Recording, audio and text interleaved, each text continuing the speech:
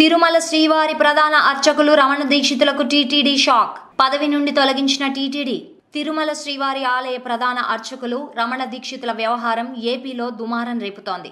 తిరుమల ఆలయంలో అక్రమాలు జరుగుతున్నాయని ఆయన చెప్పినట్లుగా ఓ వీడియో వైరల్ అయింది. ఈ వ్యవహారంలో తాజాగా తిరుమల శ్రీవారి ఆలయ గౌరవ ప్రధాన అర్చకులు రమణ దీక్షితులకు టీటీడీ షాక్ ఇచ్చింది. ఆయన్ను ఆ పదవి నుండి తొలగిస్తున్నట్లు టీటీడీ చైర్మన్ భూమన కరుణాకర్ రెడ్డి ప్రకటించారు. ఇటీవల ముఖ్యమంత్రి వైఎస్ జగన్ టీటీడీ అధికారులపై చేసిన అనుచిత వ్యాఖ్యలపై బోర్డులో చర్చించామని, తొలగించాలని బోర్డు ఏకగ్రీవంగా తీర్మానించినట్లు భూమన తెలిపారు. త్వరలోనే ఉత్తర్వులు జారీ అవుతాయన్నారు. వైఎస్ఆర్సీపీ ప్రభుత్వం అధికారంలోకి వచ్చిన తర్వాత రమణ దీక్షితులను తిరుమల శ్రీవారి ఆలయ గౌరవ ప్రధాన అర్చకులుగా నియమించారు. గత టీడీపీ ప్రభుత్వంలో టీడీపీ అర్చకుల పదవి విరమణపై మే 16, 2018లో పాలక మండలిలో పదవి విరమణ వయస్సును నిర్ణయించింది. అది దాటిన వారికి పదవి విరమణ చేయవలసిందిగా ఉత్తర్వులు జారీ చేసింది. అప్పుడు రమణ దీక్షితులతో పాటు పలువురు అర్చకులు ఉద్యోగాలు కోల్పోయారు. అప్పుడు 4 ప్రధాన అర్చకులతో పాటు మరికొంతమంది అర్చకులు పదవి విరమణ చేశారు. ఆ తర్వాతి కాలంలో కూడా అదే ఆనవాయితీ కొనసాగింది. అయితే 2018లో టీటీడీ తీసుకున్న నిర్ణయాన్ని సవాల్ చేస్తూ ఈ నిర్ణయానికి వ్యతిరేకంగా అర్చకులు కోర్టును ఆశ్రయించారు. శారీరకంగా ఆరోగ్యంగా ఉన్న అర్చకులను, వయసు మళ్లిన వారిని కూడా విధుల్లోకి తీసుకోవాలని కోర్టు తీర్పునిచ్చింది. అయితే వారు వయోభారం వల్ల స్వామివారి కైంకర్యాలు చేయలేరని ఉద్దేశంతో పాలక మండలి కోర్టు తీర్పును అమలు చేయలేదు.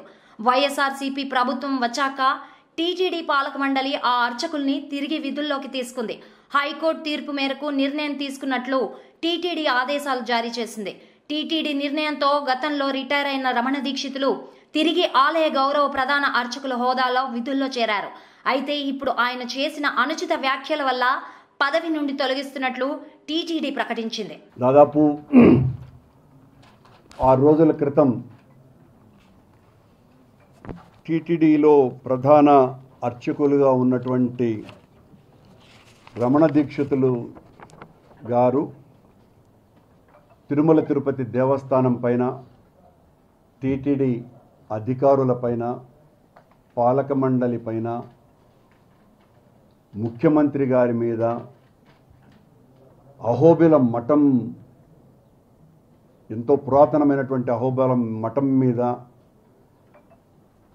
రామానుజాచార్య పరంపర అయినటువంటి పెద్దజీయర్ చిన్నజీయర్ స్వాముల ప్రవర్తన మీద, అర్చకుల మీద, అందరి మీద నీచాతి నీచమైనటువంటి ఆరోపణలు చేసిన కారణంగా మొత్తం బోర్డు అంతా కూడా ఇలాంటి వాటిల్ని ఎట్టి పరిస్థితుల్లోనూ ఉపేక్షించటానికి లేదు, సంస్థ గౌరవాన్ని, ఆలయ ప్రతిష్టను కాపాడుకోవాల్సినటువంటి అవసరం ఎంతైనా ఉన్నది అని వారిని ఉద్యోగం నుంచి తొలగించాలని నిర్ణయం తీసుకోవటం జరిగింది. అంటే ఎవరు తప్పు చేశారో తప్పు చేసిన వాళ్ళ మీద నిర్ణయం ఉంటుంది, కానీ వాళ్ళ పిల్లలు ఉన్నారు కాబట్టి వాళ్ళ పిల్లల మీద ఎవరు తీసుకోమని చెప్తారా? ఎట్లా మీరు ఇమ్మీడియట్గానే? మళ్ళీ అనుమానం ఏముంది? ఇమ్మీడియట్గానే